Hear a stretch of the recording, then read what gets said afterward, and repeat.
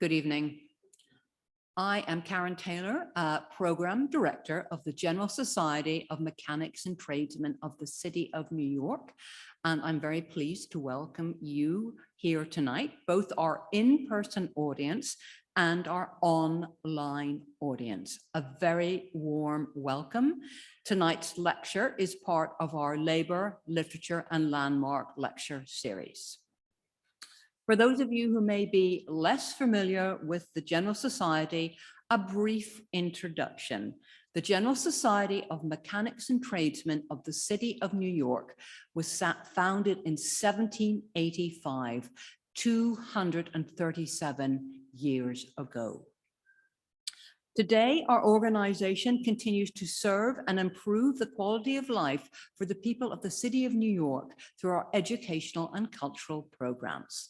These include, and for our in-person audience, our John M. Mossman Lock Museum that you can just see there poking over the balcony, and you're welcome to visit it afterwards.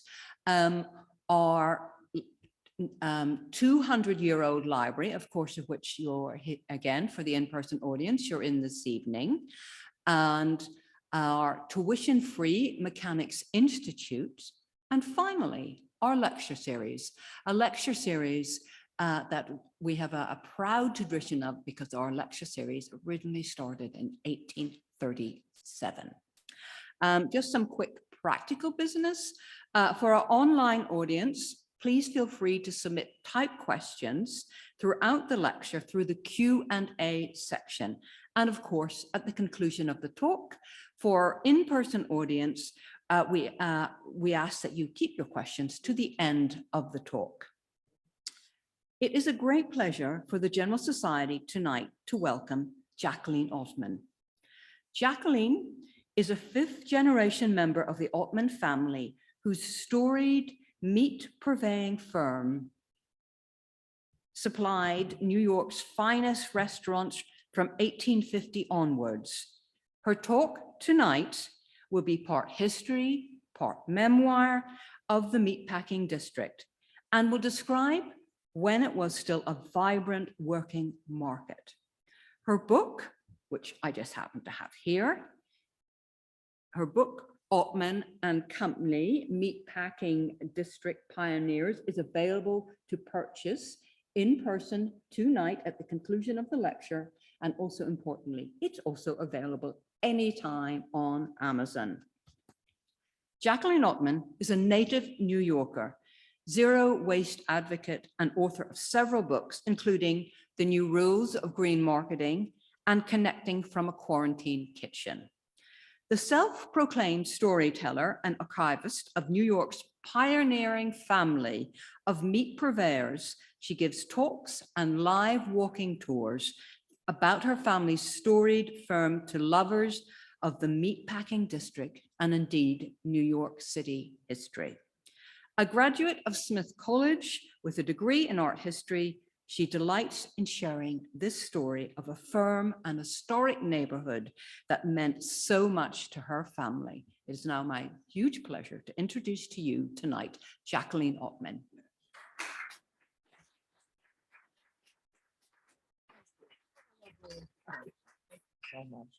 Hello, everybody in the group here and online. Thank you so much for coming. I want you to applaud again when I finish this statement. This is my first time speaking live in 2.5 years since COVID, and I'm so happy, and we're all so happy that to be here. We will never take live meetings again for granted, right? So what a lovely introduction. Thank you, Karen. Thank you, Victoria, for the kind invitation to speak tonight. Thank you, Angelo, our AV guy, who's figured this all out for everybody who's here in person and online. And, oh, I have some notes. I better bring those over. Okay. So just a little bit of getting organized here. Okay. So welcome to the history of the Meatpacking District Pioneers. Get the glasses off. The Pioneers, of course, refers to my family's business, Ottman and Company, a business that was in my family for 5 generations. I'm excited to have this opportunity to share my family story with you tonight. And as Karen mentioned, it is a business that is very, very intertwined with the Meatpacking District, as you'll see. My family's business began in New York over 160 years ago. As Karen said, and I'll affirm, I love telling the story, and I think you're going to love hearing it too, even if you don't eat meat. So now when the Meatpacking District became a hot place to go, I noticed that a lot of my friends had no idea what went on in the Meatpacking District. You know, they would go down for the Highline, and then when the glam and the glitz moved in and the boutiques and the clubs, and I'd say, what went on in the Meatpacking District? Just as a little quiz. And I like to do little pop quizzes, as Juliana, my intern here, knows all day long. But no one ever, they would say, butchers, slaughterhouses, retailers, they know it, and no one ever mentioned the term meat purveyor, which is what my family's business was about. So a few years ago, I tried to fill in the gaps by at least telling my family's story. And I made my first presentation to the Society for Historic Preservation of the Village. It's Greenwich Village Society for Historic Preservation. They're the ones who spearheaded the landmarking of the Meatpacking District. And I gave my very first presentation to their members. And then I since have put everything that I know and learned since, and this is the second edition of the book, which is now online and up at Amazon as of January. And I'm thrilled to do a book signing. And there's obviously lots more than I can talk about, and we'll actually talk about starting in another minute. And there's anyone who is on Zoom tonight, obviously can put their questions in the chat, and those questions will be moderated by Megan, who's standing by at the end of the presentation. And if you do not get your question answered tonight or something pops up, please feel free to email me at this address, and then I'll repeat this email. And it's also in the chat for anybody who wants to email me later. And please, I love hearing from everybody afterwards. So without further ado, let's start the show. Please say hello to my father, Jack Ottman. The year is 1976. Dad is 50 years old, and he's the president of Ottman and Company, our family's business. He's standing in front of let me see if my little light thing, of a portrait of his father, who was also a Jack Ottman. I'm sure you're getting the drift here as how the names kind of float down the generations. And this elder Jack Ottman, my father's father, founded the Ottman and Company I'm primarily going to be talking about tonight, right in the Meatpacking District in 1918. In doing so, he was carrying on a tradition of butchering and meat purveying in New York City that started with his grand uncle Philip 60 years before him on the other side of town in Fulton Market. Starting in 1850 is when the first Ottman in our group came over. My father, Dad, Jack Ottman, worked at his father's firm for 50 years. Now, in all due respect to my father, who did so much to advance the company during his tenure, some of which I'll be talking about tonight, for the purposes of the presentation, it's going to be this Jack Ottman, who's going to be our hero. So my story is divided into 5 parts. We're going to start with the roots of Jack Ottman's business within the Fulton Market. We're going to then talk about Jack Ottman's Ottman and Company in the Meatpacking District and the dream that propelled him to follow a very different path than his ancestors, his forebears in the Fulton Market. I'm going to then bring you into the history of the Meatpacking District once our story moves west, and introduce you to the marvelous meat purveyors and the role they play making sure you get a great steak every time you eat out. And then the climax of the presentation will be the amazing things that my family's business did with meat and how it impacted how we all shop and prepare meat in restaurants in our own kitchens today. You will see that direct connection. And then I'm going to conclude with a little bit of a stroll around the Meatpacking District today and what you can expect the next time you visit. How many people have been to the Meatpacking District? Probably everybody, right? How you not? So now let's go forward in time by first going back in time to the Fulton Market of the 1850s. Long before there was a meatpacking district in the west side of town, there was a Fulton Market on the east side of Manhattan. It was located at the South Street Seaport, and it became America's largest seaport. That's where Jack Ottman's great uncle or granduncle, I guess it's the same thing, one generation ahead, Philip Ottman headed when he came to America at age 18. Here he is, the only picture we have of him when he was 54. He and his brother had come from a little town in the southwest of Germany called Meisenheim. The town records show that the Ottmans were butchers perhaps for generations. So Philip brought these old world meat cutting skills with him. And shortly thereafter, I guess he had to do maybe an apprenticeship or something. At some point, he set up shop in the Fulton Market, and he firmly set up in 1859. Now, in Philip's day, I bet you a lot of you know this, that the Fulton Market handled all sorts of food, not just fish. The fish became dominant when the meat people moved west and left the fish people behind. They never got along either, but so things were worked out in the end. Great. Now, in the upper right-hand corner is a picture that I found in the New York Public. Did something just advance? Yes. I pressed on the notes and things went, we didn't figure that out together, Angelo. That's fine. Okay. So upper right-hand image, we have a game dealer. And I suspect this is what Philip's operation looked like, with a lot of fresh meat hanging around, and there would have been barrels with pickling and smoking and things going on, probably an ice house below ground. This undated image on the bottom will give you a sense of what the Fulton Market looked like mid-century, like in all public markets over time. Lots of hubbub in the streets, people transporting their wares. Note before we leave that as opposed to the South Street Seaport today, there was not an aerial skyscraper in sight and no Brooklyn Bridge either. That would come only later. Now, starting in 1859, so about 9 years after Philip arrived, and Philip was one of the younger brothers of like a 10 or 11 person family that was pretty typical in those days in Germany.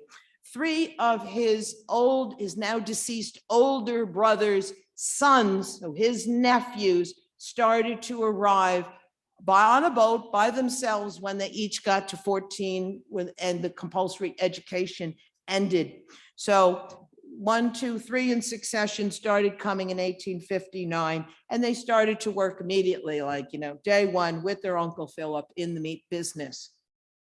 In 1865, their widowed mother arrived with the rest of the 8 children. So these are the 8 children in New York City. I'm estimating around 1870. The portraits of the parents are behind them on the wall, okay? Philip obviously is not here. He's the uncle, the brother of the father, and these are the children, and starting with this nephew, and then 2 of these nephews were the ones who came over first, and then the mother brought the rest of the kids. Now, 4 of the brothers would stay in the business, make their whole career of the meat business, starting with working for Uncle Philip, and including this little boy who's standing here. He is also named Philip. Lots of Philips and Jacks and people in the family. You got to pay close attention. So this is a little boy named Philip, and he is standing next to his eldest brother here, who's reading him the book. His name is William. I just want to point them out because I'm going to be talking a lot more about them in a little while. But an interesting aside before we go, you'll love this, is that the only one of the brothers who didn't stay in the meat business was named Jacob, and he was a lithographer. It was another skill that the Germans brought with them. He founded the J. Ottman Lithographing Company, and they printed the Puck magazine. I'm sure many of you know Puck magazine, and it was Jacob Ottman who built the Puck Building and named it after his largest client, the Puck magazine. He deserves his own presentation, but now we're focused on meat. So here's an invoice from Philip Ottman and Companies in the Fulton Market dated 1875. As you can see, the business is located at numbers 20, I can't read that without the glasses, 25, 31, and 33 Fulton Market. The business is described as simply butchers. I want you to note the spelling of the name Ottmans. There are two N's on the name on the end of it, very German. And also Philip had two P's on the end of his, which I just kind of love, but it's not strategic to the story like the two N's at the end of Ottman. The very next year, this is 1875, the very next year after the invoice was written, so now it's October of 1876, Uncle Philip is now 44 years old and he goes missing. He went out on a Saturday night and never came back. This is an image that I have. This is all original archival material that I still have, by the way, of an actual newspaper notice that his nephew, William, that eldest nephew reading the book, placed in a local German newspaper. Philip's address is East 86th Street, obviously Yorkville, and he's offering a $5,000 reward leading to any information, dead or alive, leading to his uncle's whereabouts. As was reported a few days later in the New York Times, the body was found floating in the East River, and according to the coroner, the victim of an accidental drowning. Without missing a beat, his oldest nephew, William, steps up, takes over the business, and renames it for himself. And this is the invoice for the now William Ottman and Company. It describes the business as wholesale and retail butchers, provision dealers, and packers. And underneath, this is fabulous, it says steamships, hotels, restaurants, and private families supplied. We know who those families were. The invoice reflects an order that was made by the elegant Palatine Hotel up on the Hudson in Newburgh, New York. It's where prominent city dwellers would go for the weekend and take in a Broadway-bound show. And as you can see here, one day in April of 1904, the Palatine bought 270 pounds of loins, chopped, and smoked ham from William Ottman and Company for a grand total of $26.91. Is that crazy? Here's an image of William Ottman and the way his William Ottman and Company looked at the Fulton Market in the 1880s.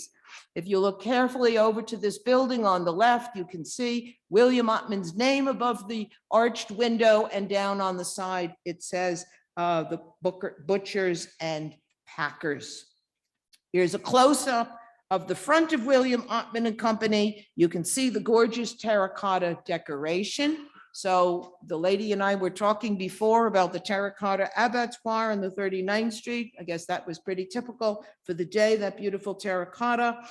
There's a fleet of horse-drawn carriages out front with the company name, William Ottman and Company's name emblazoned on the side. When they were teenagers, those Ottman boys likely drove carriages just like this for their uncle, you know, maybe days after they arrived in New York. This is fun. William Ottman and Company was one of the first businesses in New York City and the very first butcher to have a telephone. Here is a reproduction of the very first subscribers to the central office of the Bell Telephone Company of New York. It was published in 1878. William Ottman and Company of 31 Fulton Market is listed here under fish and meats. He's the sole meat dealer on the list.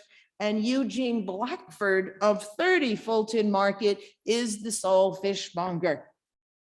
You'd have a lot of fun reading this. Some of the names you'd know right off the bat include Lehman Brothers, Remington and Sons, Pfizer, and a druggist named Carter, who probably made little pills. Now, all throughout the last quarter of the 19th century, William and Ottman and Company thrived. New York City was exploding with opportunity. Its population grew sevenfold alone between 1840 and 1910, and the market for good quality meat was exceptional. Steamships carried people and cargo in and out of now one of the world's busiest seaports. The families of the Gilded Age, the Astors, the Vanderbilts, the Rockefellers, Whitneys were throwing lavish parties featuring the finest meats William Ottman and Company and other butchers could purvey. Restaurants and hotels were opening like mad to serve shoppers, diners, theater goers, and tourists from all over the world. William Ottman and his brothers even had a whole new bridge to admire as they traversed the streets of their market, a bridge that signified even more opportunities to come. One of those opportunities was to grow William Ottman and Company even further through export. In 1890, when he was 45 years old, William Ottman and Company sold his firm to this German entrepreneur named Mr. Bernhard Beinecke. This is a picture of Mr. Beinecke and his wife, Johanna, in the 1880s. This is also a picture of what I suspect are his stables still down at Great Jones Street in the East Village. Mr. Beinecke was a very enterprising businessman. He owned his own meat purveying firm that was competitive with William Ottman, plus the largest stockyards in the Hudson Yards. He also owned several hotels, including the Plaza and Boston's Copley Hotel. In fact, he's credited with founding America's first hotel chain. Mr. Beinecke acquired William Ottman and Company to help him realize his dream to create a truly vertically integrated business. And William Ottman thought it was a pretty good idea too, because in merging with Beinecke, he got access to markets in Europe and other resources while continuing to operate independently. William Ottman would die 5 years later, but all three of his brothers, including our young Philip, and at least one of his sons, our hero Jack, continued to work at William Ottman and Company under the auspices of Beinecke for several more years, until Philip's son, our hero, made a very audacious move, bringing 30 years of Ottman's and Beineckes in business together to a very abrupt halt. Whatever independence his family members may have had under Mr. Beinecke apparently wasn't enough for our hero, Jack. Here's a picture of Jack with his bride, Ava, my grandmother, around 1920. When Jack was 32, he decided to strike out on his own. But as the story handed down in the family goes, he had a little problem. Mr. Beinecke owned the name Ottman, O-T-T-M-A-N-N. So in 1918, our hero Jack drops the second N from the name and founds Ottman and Company. Magic. In doing so, he not only set his firm apart from William Ottman and Company, but akin to landing on the first page of a Google search today, he vaults his firm atop William Ottman's in the phone book. Further differentiating himself and adding to his credibility, he sets up shop right in the heart of what is now the Meatpacking District, and that was on its way to becoming the meatpacking center of almost the world, or at least in the US. He enlists his father, Philip, the youngest of the 5 brothers, as his president, signaling to the world where the Ottman meat men can now be located. This is a picture of the principal standing out in front of their first location at 446, 448 West 13th Street in 1918. My grandfather, Jack, is on the right. His father, that little boy in the painting, is now about 65 years old, and he's the president of the firm. They each got matching salaries of $10,000 apiece, and there's a gentleman who was the foreman named John Hoffman on the left. Now, can anyone here tell me why these men are wearing straw boaters? Anybody know why butchers wore straw boaters? I asked my father for safety. My father's still alive, 96 years old, and when I asked him, he said safety. It is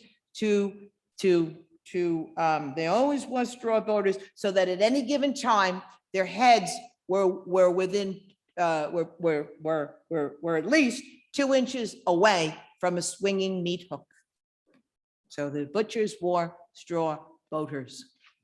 A year or so later, he moves his business into this elegant 6-story building located just below 14th Street at number 2 9th Avenue. The building had been built a few years earlier by William Vincent Astor. As many of you know, the Astors owned quite a bit of real estate in the market area and other areas of the city.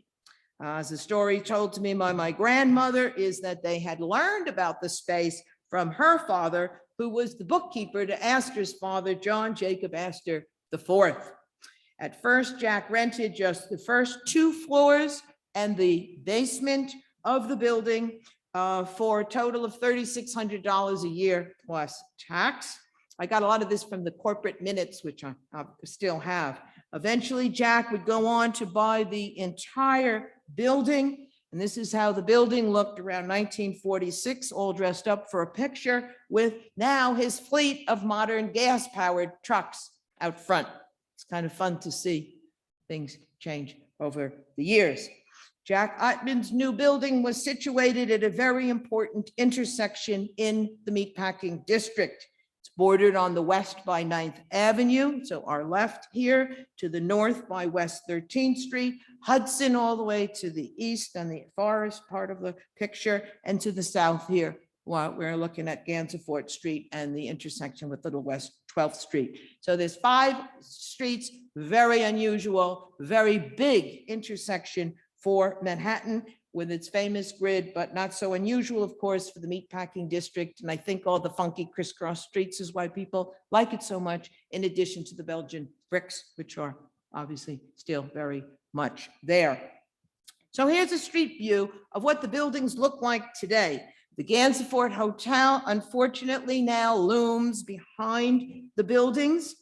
When that hotel was built in 2004, it precipitated the very energetic movement that resulted in the landmarking of the Meatpacking District by this group, which call themselves Village Preservation for short. They now call the intersection out front Gansevoort Plaza. And it's all with lots of Bloomberg era tables and chairs and umbrellas. But in our day, nobody had time to sit.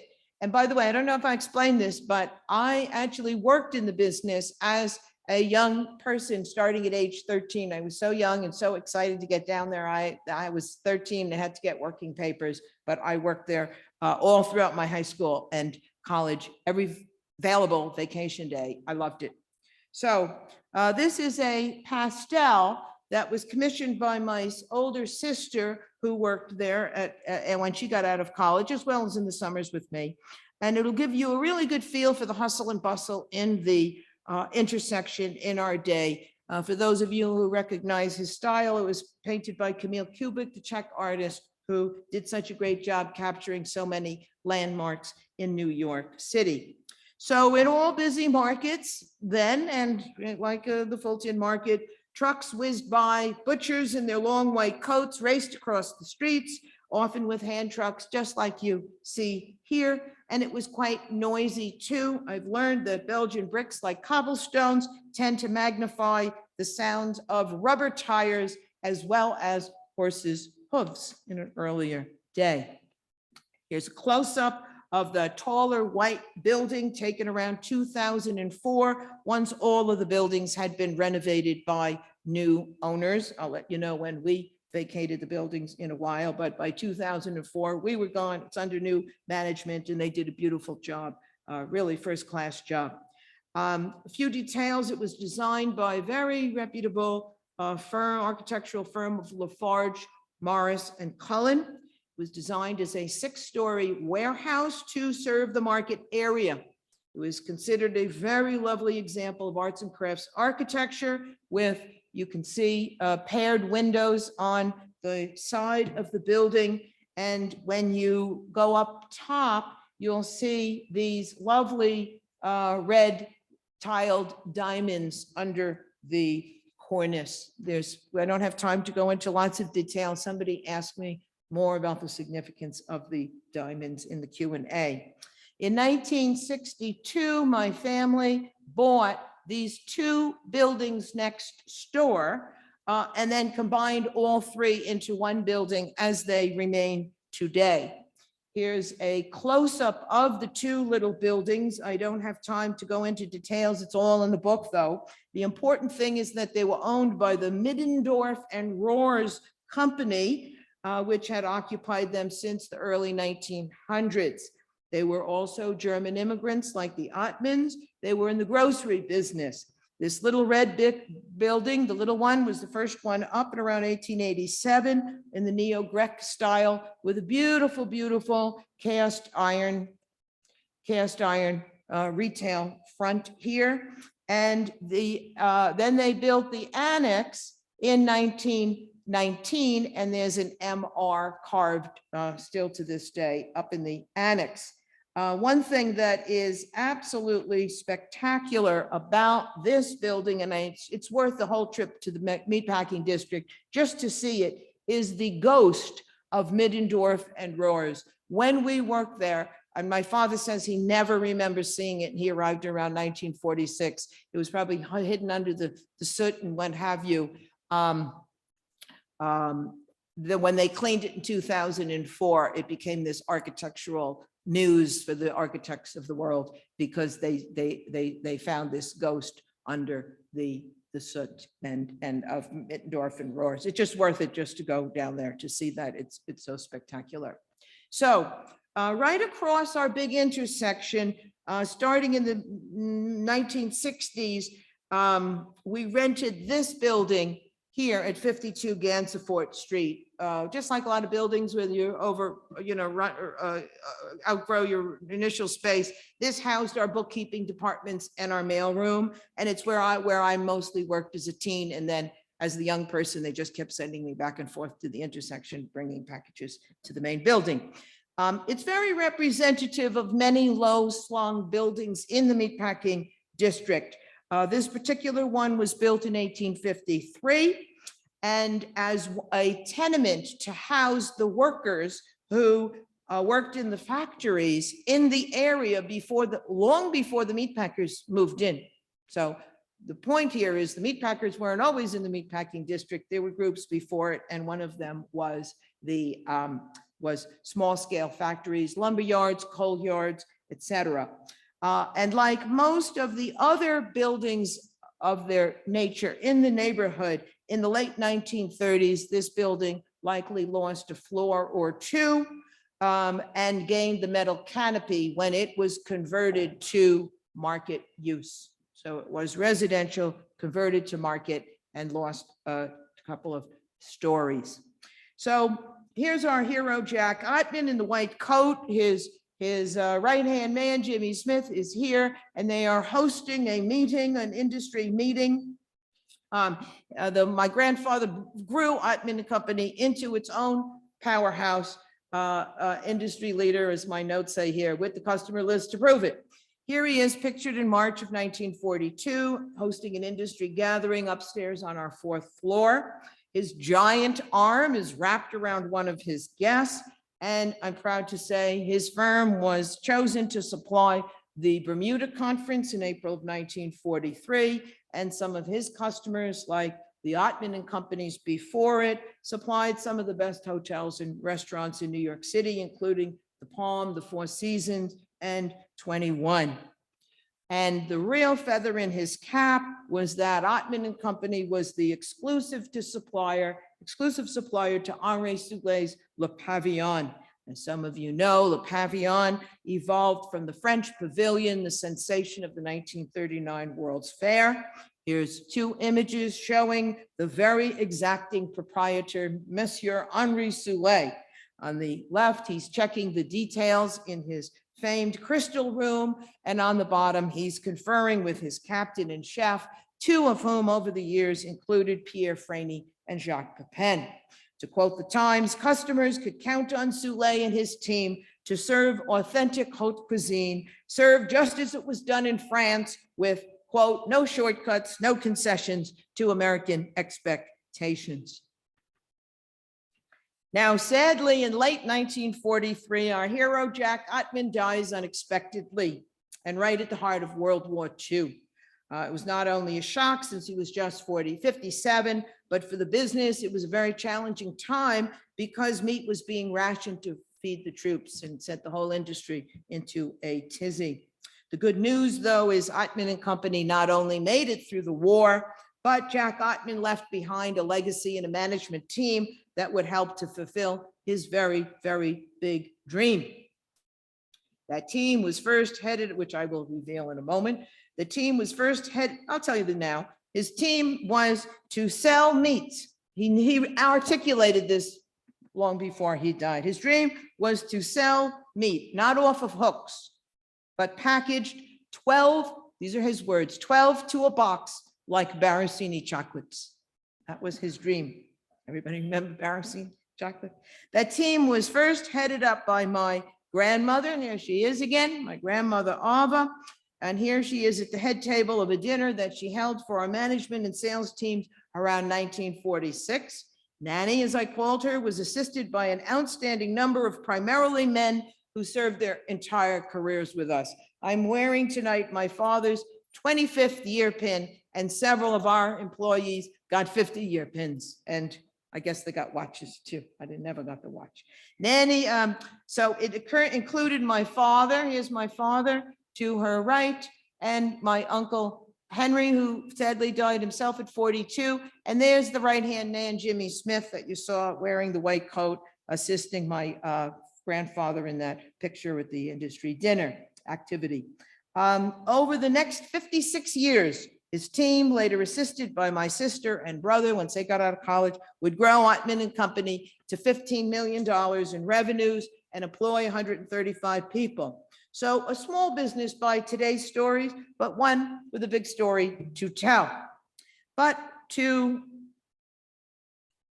help you appreciate what made Ottman and Company so unique, we now have to spend a little time talking about the Meatpacking District, that wondrous gem of a neighborhood outlined in blue at the top of Greenwich Village, and which is famous, of course, all by itself. So what I want to do now is give you a sense of how the Meatpacking District came to be and how it worked. Then I'll fill you in on what a meat purveyor actually does. But first, we're going to tidy up the story of the Meatpacking District's very name. Believe it or not, we never called it the Meatpacking District. Elaine, this is for you. New York City loves its flour, its financial, and its garment districts, but I suspect the term Meatpacking District was coined by the media or perhaps the real estate people once the area started to become trendy, because the people who worked there refer to it simply as the market, and for very good reason. It was a real meat market with all the ancillary services, the knife sharpening and the uniforms and everything, all in the same area. But before it was a meat market, it was a market of another sort, an Indian trading post. The first inhabitants of what eventually became the so-called Meatpacking District were the Lenape people, who set up a trading post in the area. As you can see in this map, they settled up and down the middle Atlantic area as far south as Delaware. They, of course, were followed by the Dutch, who planted tobacco throughout the entire area we know today as Greenwich Village. And for those of you who can't get enough about our indigenous ancestors these days, there is a commemorative to the Native American Trail at Astor Place, which was it started in, or it ended at the Hudson, came across lower Manhattan. And there's also evidence that the trail cut right through the little island occupied by Ottman and Company's 3 buildings and the Gansevoort Hotel. So I think the Gansevoort Hotel should put a little plaque at the bar in the lobby. So during the War of 1812, the area also served as a military fort. It was named after Peter Gansevoort, who served as a colonel in George Washington's army. This is fun. He later became the grandfather of Herman Melville, who coincidentally worked as a young man as a supervisor at the Hudson Docks. And finally, in the 19th century, the future Meatpacking District, as I mentioned, became home. That's after that was when the small manufacturing firms moved in, some of which I recall from the 1970s when I worked there. Now, this is now the beginning of the modern day Meatpacking District. So starting in 1884, 2 acres that were close to the Hudson were designated by the city as a public market. It eventually was originally called the Farmers Market and then was formalized as the Gansevoort Market after our general. Now, like green markets today, vendors came by ferry from New Jersey, Long Island, Connecticut, Staten Island with their horse-drawn carriages, and they just occupied this big open air market. This is an image from Harper's Weekly of 1888. The description is, it was a big open air area jammed with an estimated of 1,200 to 1,400 horse-drawn produce wagons and thousands of shoppers. WPA Guy does a great job describing this in quite a bit of detail. In 1888, the city then built the 10 brick buildings. These 10 buildings, there's 5 and then another 5 behind them, just behind the Gansevoort Market, closer to the river, built on landfill to house meat, poultry, dairy, and egg businesses. They called this the West Washington Market, and it was created to house the overflow from the Washington Market, the other big public market at the time, which was located where the World Trade Center now is. So, you know, the history of Manhattan, the Great March up Manhattan. And so this was the market that served, that was founded in the late 1880s to adapt to the population moving north. This is fascinating. I love this next picture. This is another aerial view from 1904 of the Gansevoort open air market with the meat businesses behind it. Now, can you see way over here on the left is this big white windowless building, and up at the top it says Manhattan Refrigerating Company. So what's about that? It's about for the first time in history, New York's meat, dairy, and poultry businesses could take advantage of something that wasn't available at the other city markets: refrigeration. It had just been invented in the latter part of the 19th century, and the Manhattan Refrigerating Company sprang up to serve the businesses in the market. And they did it by circulating brine through a very innovative system of pipes that they had built under the street. The brine was cooled by thousands of gallons of water from the Hudson. Incidentally, I suspect the pipes are still under the streets. Now, anybody thinking about where did the meat come from? I don't see any pasture land in the Meatpacking District. Are you sitting down? I guess yes. The people at home are sitting down because most of the meat that came into the West Washington Market originated from the Hudson stockyards at 39th Street on the far west side, some of which were owned by Mr. Beinecke at the time. They were located right next to the Hudson rail yards. Here's a picture of cattle arriving for slaughter in New York City around 1959, like I was already born by then, right where the Javits Center is now located. Some of the cattle were transported across the Hudson by barge from New Jersey and Pennsylvania. The rest were brought in by rail cars from stockyards in Chicago and Omaha and other points in the Midwest. As you know, meat is extremely perishable, so throughout history, cattle had to be located close to market so the meat could be eaten soon after slaughter. What will also surprise you is that a lot of this activity, and I hope I'm not being too graphic, was actually done under the ground. This is undated black and white drawings showing the 39th Street Abattoir and the very grand Gothic looking building and pier in which the cattle were received. And all the slaughtering and everything happened under the ground. Starting in 1934, the meat was transported to the West Washington Market, refrigerated rail cars on a special spur of the New York Central Railroad. Here are some views of what was called the West Side Freight Elevated. It was built under the aegis of Robert Moses, and it only carried freight, no passengers.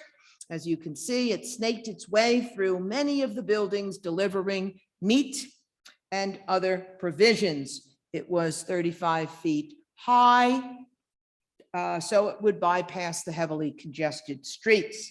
The West Side Freight Elevated served the Meatpacking District until 1980, and in 2006, of course, it was rejuvenated into a park, which we all know well now as the Highline. The meat was delivered to the warehouses of the meatpackers and wholesalers with still familiar names like Swift, Armour, and Wilson. Super early in the morning, the buyers would go into the market and select the sides of beef, veal, lamb, and pork that had just the right marbling and other characteristics. One of the buyers in the late 1940s and 50s was my young father. Here's a picture of him with his boss in 1946 when he had just returned from serving in World War II. Now, can you see that the buyer in our main picture here has something in his left hand? That was a little branding iron of sorts, except it wasn't hot. The one my father brought to the firm had our firm's Domino logo on it.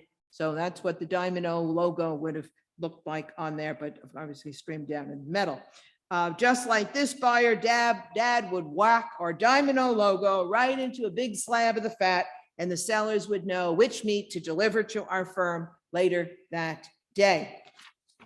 The meat would be delivered to our receiving department under the metal canopy on 9th Avenue, where it would be immediately weighed on scales like you see here. Then it would have been moved into coolers before it would be cut down further according to the specifications of our restaurant and hotel customers. It might have been likely aged several weeks, still on the hooks. Always aged meat to make it taste better. Here's a fabulous photo I thought you'd love seeing of the buildings in the West Washington Market. It was taken in 1936 by Berenice Abbott and is featured in Changing New York. In its heyday in the 1920s and 30s, when our hero Jack Ottman was flourishing, there were an estimated 150 to 250 meat businesses in the market. Thanks to all that refrigeration, it was firmly established as the center of the meat industry in New York City. And as you can imagine, a very important source of jobs and one of the ways that New York City grew in importance all throughout the metropolitan area. In addition to the packers and the wholesalers, which you're now familiar with, there was also quite a few retailers in the West Washington Market who sold their meat to the crowds who would come to the Gansevoort Market for their produce and other provisions. Increasingly, many of the businesses in the market, including our own, were what eventually became known as meat purveyors. They cater to what is called the away from home market. You know their customers well. The hotels, the restaurants, the cruise ships, the airlines, cafeterias and executive dining rooms, catering halls, and any other kind of an establishment that serves a meal outside of the home. Here's a peek inside what some of the meat purveyors look like who still operate in the market today as we speak.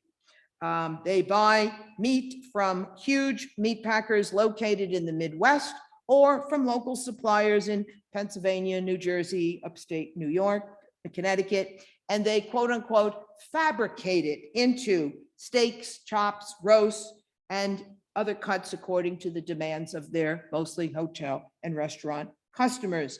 They're using the same old world style cutting techniques passed down from their grandfathers and fathers over the decades and centuries. Restaurant kitchens are very small, so the meat purveyors age a lot of the meat on their own premises. They don't have a lot of refrigeration or space in restaurant kitchens, so the local meat purveyors are in those trucks all day long, delivering fresh meat to uptown to the restaurants. Some of the meat purveyors who are still in the market, they'll cater to New York's favorite steakhouses like Peter Luger's and the old Homestead, who themselves have been around for decades. They also sell to many high-end restaurants and steakhouses who want their meat cut the old-fashioned way and are willing to pay the price. Of course, more and more of them now want to make sure their meat is sourced locally. Some of the meat they buy is still transported on hooks like it was done for centuries, but a lot of it now comes in this vacuum package called Cryovac. So just like what you see in supermarkets, this package was introduced by W.R. Grace after World War II, and it revolutionized the meat business and the entire meatpacking district.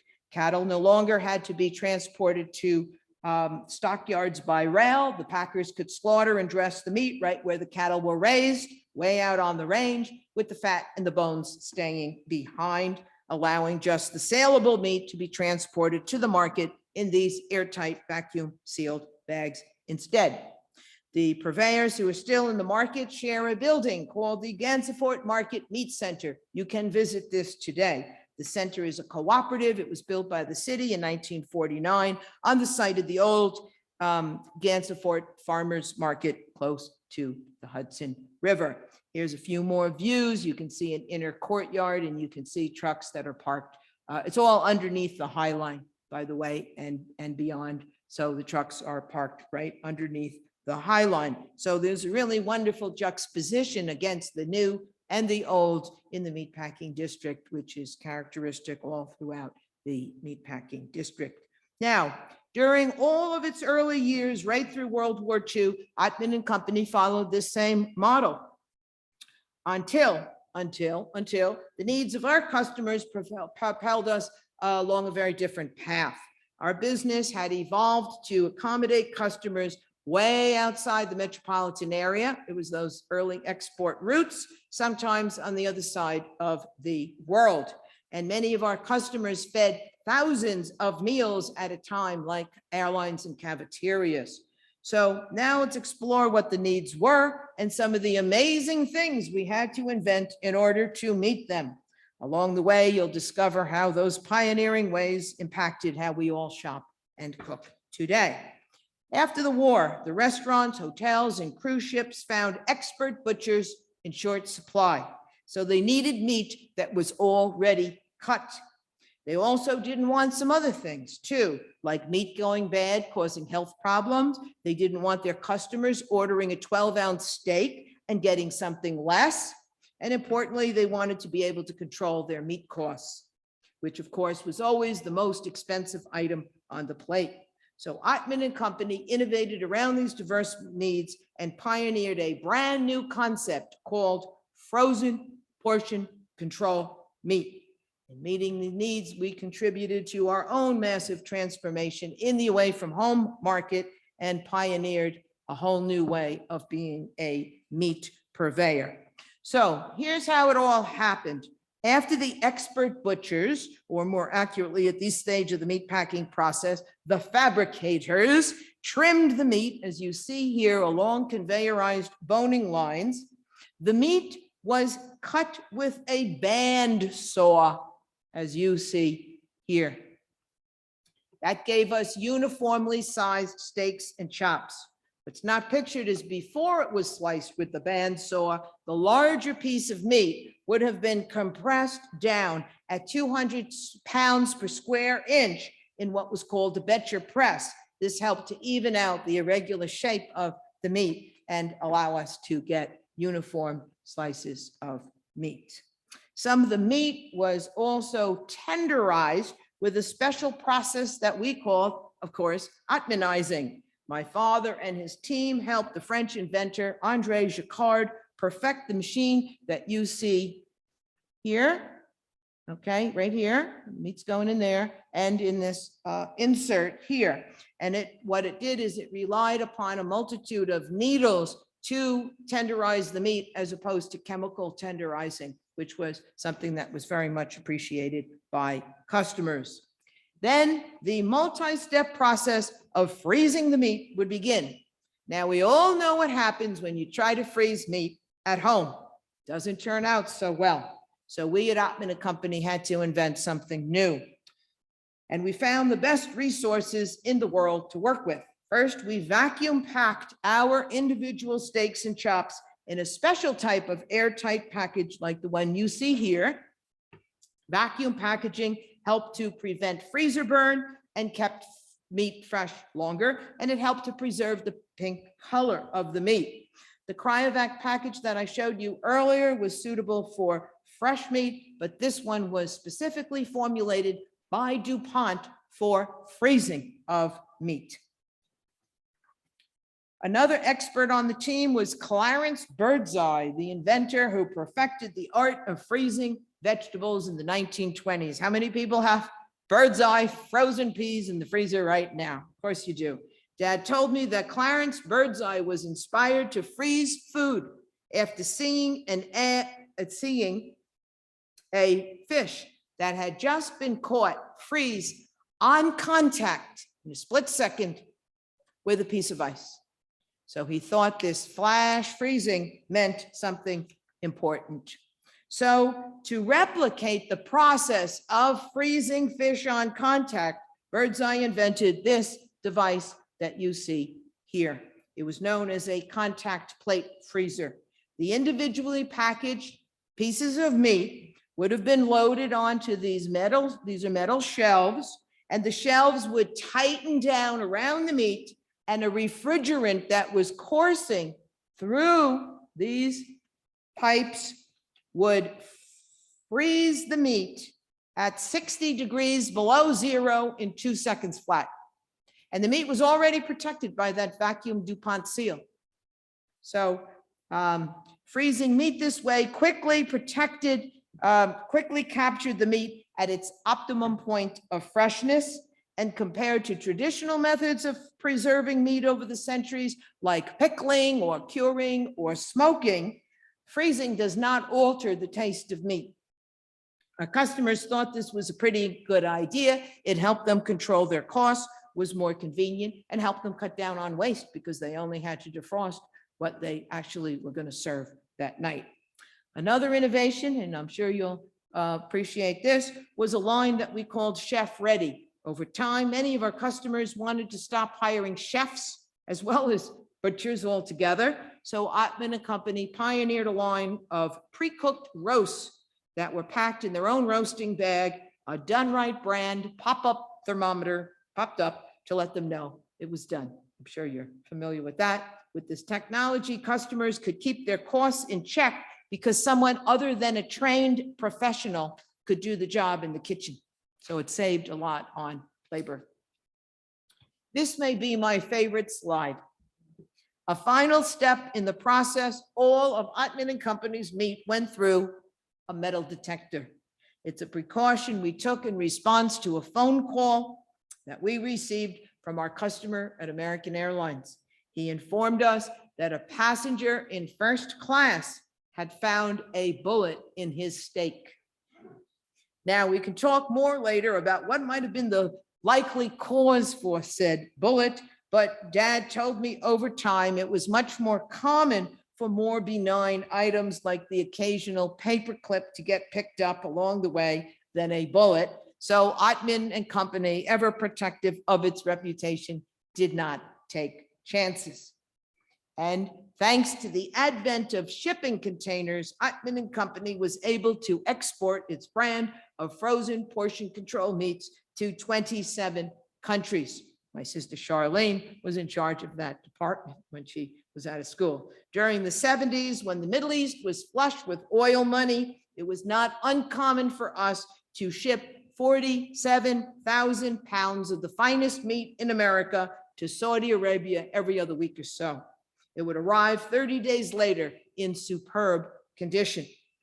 It made quite the meal for Saudi princes who otherwise feasted on lamb, goat, chicken, and camel. Here's a picture again of our Mr. Jimmy Smith, my grandfather Jack's right-hand man, and extremely helpful to my grandmother when she had to take the helm during the war. He is showing off cartons of our final product: chops, steaks, patties, cutlets, and an item that we invented and imaginatively called steaker barbs. Now, it's time to channel our hero here. I told you, Karen, this is where I start to cry. I'm thrilled to say that every one of these items are packed just like our hero, Jack Ottman, dreamed, 12 to a box like Barasini chocolates.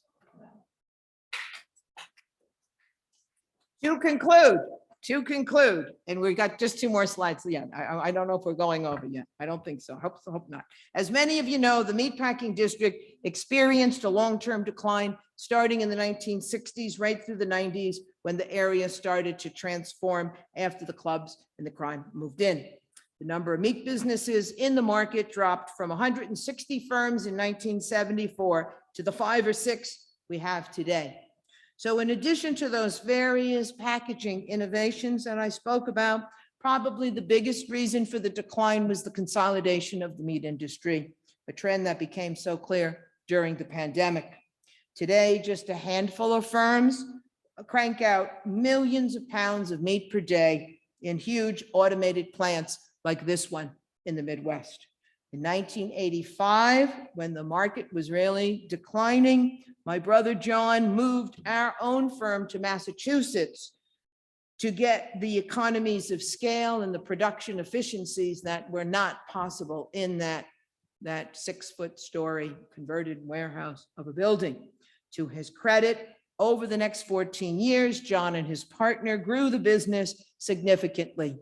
But in 1999, 109 years after William Ottman and Company was acquired by Beinecke, a much larger business acquired our business to satisfy their own needs to increase scale.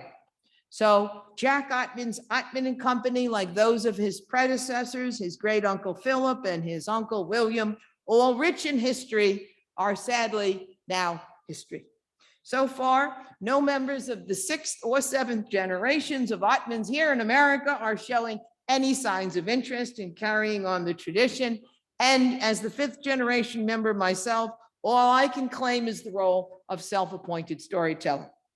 Nonetheless, we are all very proud of what we accomplished as a family and the legacy that you yourselves experience directly or indirectly whenever you dine out, shop, and cook. Life moves on, and so must we all, including the Meatpacking District. Like many of the buildings in the area, ours are now home to new kinds of tenants. A showroom for Lucid, a luxury electric car manufacturer, is located on the main floor of our big white building, right where we had a very big walk-in freezer. And up until recently, throughout the building, all 3 combined buildings, freelancers co-worked where we all once simply worked.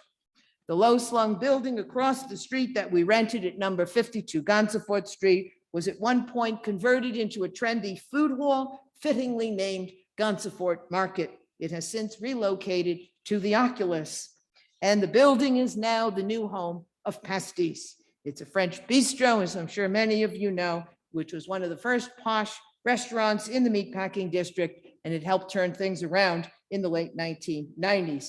After a 5-year hiatus, Pastis recently reopened in the very building where we once housed a bookkeeping department and the mailroom. So if my story has any underlying themes, they are change, innovation, and the power of the entrepreneurial spirit. It's now up to new generations to address new needs. like how will we feed the billions of more people that are expected on our planet? And what role will meat, as we know it today, play in this process? The Meatpacking District, with its funky streets and ability to cradle the past and the present, has been able to transform itself from a Native American trading post, a military fort, a farmer's market, and a meat market. After a decade in decline, it is now home to galleries, boutiques, and Tony restaurants. Who knows what's next for the Meatpacking District or what it will be called? But whatever it is, I wouldn't be surprised if the creative, enterprising, and industrious people it will attract, with an appreciation for tradition and an eye on the future, are already at work on the answers. Thank you so much for listening. It was an honor to tell you my story. Thank you. Thank you. Yes. So the end of the presentation and the beginning of the Q&A. This is my email. It's in the chat for everybody at home. If you're still all there, that's my email. If you have questions, or my Gmail. There is lots of information at a website URL called wehatowaste.com/meatpacking. In the back of the room is where we're going to do the book signing, but I also brought from my archives some of the bling from Ottman and Company that I still have. So you can come see some wonderful old little artifacts and stationary items from the company. And I think I've said everything I planned to say. Karen, it's all yours. Jackie, thank you so very much. I won't going to spend too much time on the thank yous at the moment, because we're going to get straight into Q&A, but really your enthusiasm and knowledge, it's really made it an unforgettable lecture, and we're very grateful. So thank you very much, Jackie. Well, I immediately have some questions from the online audience. So let me get back up. Zoom. Okay, so is the Lafarge that designed the Ottman warehouse the same one in Hines and Lafarge, who are architects of the Cathedral of St. John Divine? That's from Paul. Do you know? I am not an architectural historian. I don't know. It sounds like it would be the same family, but I don't know. Good question, though. Okay. Good question, though. Okay, I'm going to take another question and then I'll go to the audience. This is from Jared. My great-grandfather, Christian Bang, was the first butcher with the Gristetti brothers, or so I've been told. Was the early Gristetti's market a customer of your family? Okay, I would pronounce that Christides. Right, sorry, So that's that's my okay. own unique pronunciation, yes. The Ottman and Company did not sell to retailers. So Gristedes would have been a retailer. So the retailers bought from the wholesalers. So Ottman and Company was a meat purveyor, and they only sold to hotels, restaurants, and the rest of that away from home market. So Gristedes and every other retailer, including Otto Manelli, who is not related, would have bought from the wholesalers or directly from the packers if they were large enough, and would cut it down themselves with their own butchers in the back of the stores. But it's a very interesting question, Right. But yeah. Thank you. Okay, Sure. I think we have a question here, Victoria. Jacquelyn, as a lover of early work myself, 14 and getting your working papers, and I think it forms you for life in terms of work ethic. Just tell us about your 13. You're in the workplace. What did you love so much about it? Oh, what a lovely question. No one ever asked me that before. I don't know. I always just wanted to be in business. And I remember that my mother was trying to urge my father. I had a younger brother who was 11 months younger, still around, and was trying to urge him to bring John to Ottman and Company when John was 5. And I'm like, well, I want to go to Ottman and Company. And my mother's like, shh, let him go, And so I just always was interested in it. And then I guess I, did the Girl Scout cookies, and I went on to found my own company, and I'm proud to say I haven't had a paycheck since 1989 because I just earned my own as an independent. I got off of, corporate advertising agency payroll and just earned my own way. And I was just an entrepreneur myself. So I guess it's in the blood. Yes. I guess it's in the blood. Do we have any other questions from the audience?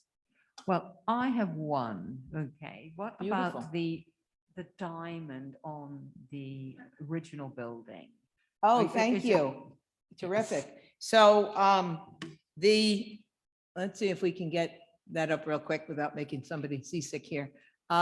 So the building had red diamonds, and that's how it was built as an arts and crafts building.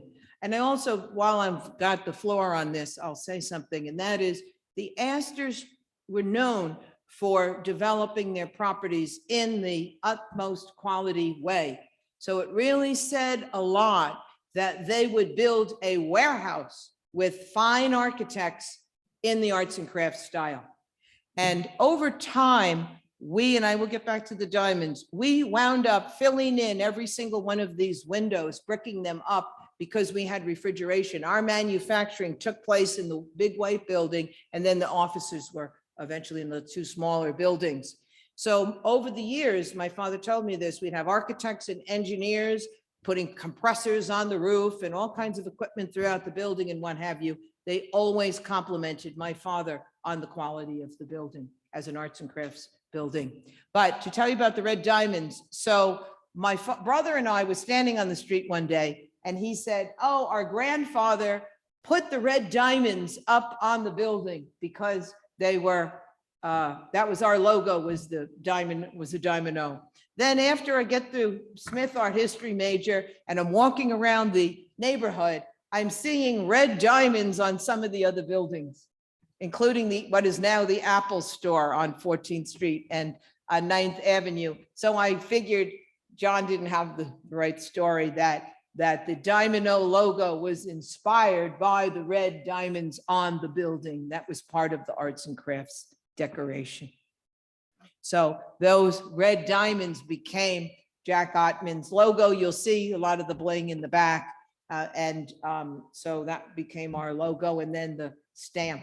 Unfortunately, in the bling, I do not have my father's whacking Diamond O tool. He's just crushed that. He just lost it somewhere. He said he saved it for so many years, and I would have brought that little whacking tool with you to show you the Diamond O.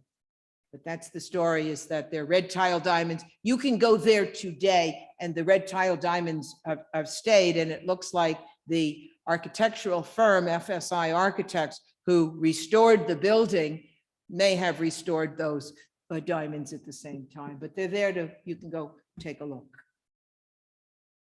Any other Thank you. questions or? Well, we have another online question. Good.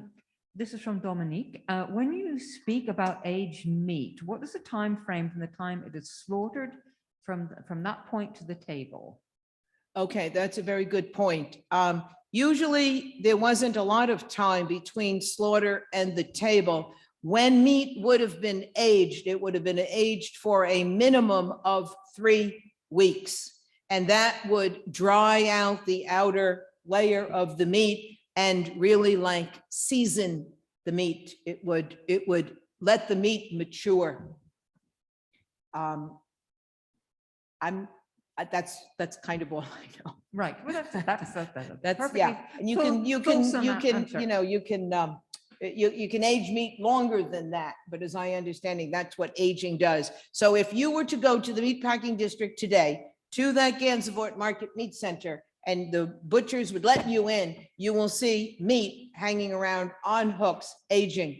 And then when it was aged the 3 weeks, that's when they would put it into the trucks and send it up to all the restaurants that they're serving in town today. Do we have any more questions?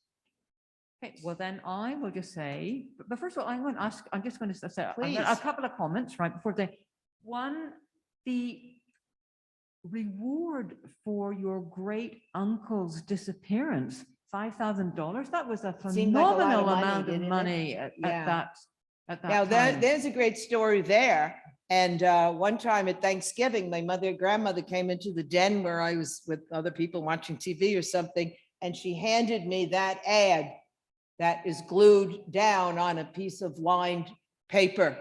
And she knew I was the one I was just a kid, a teenager or something, but she knew I was the one who was interested in the story and always asking her the questions and stuff. And so it was a German ad, and she explained that the guy went missing. And so I said to her, did they ever find the guy? And she said, no. So one of the very first things I did in the 70s after I got out of college and started to research this as a lifelong project is the family history and the business history all kind of tied together. That's my next presentation, is there's much more about the family. But I'm over at the New York Historical Society Library, and I pull a book off the shelf called the New York Times Personal Name Index. And I looked up every single time an Ottman had been mentioned in the New York Times since 1859, which was the beginning of the New York Times. And then I took myself over to the microfiche section, and I'm scrolling through the microfiche, and I come across the 3 mentions for this P. Ottman. Didn't know what it was.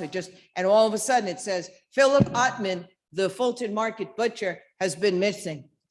And it was October, 2 days after or something right around the time of the ad, of course. So, and it says a reward has been offered for his looking for him. And then it says detectives Lyons and King are on the case.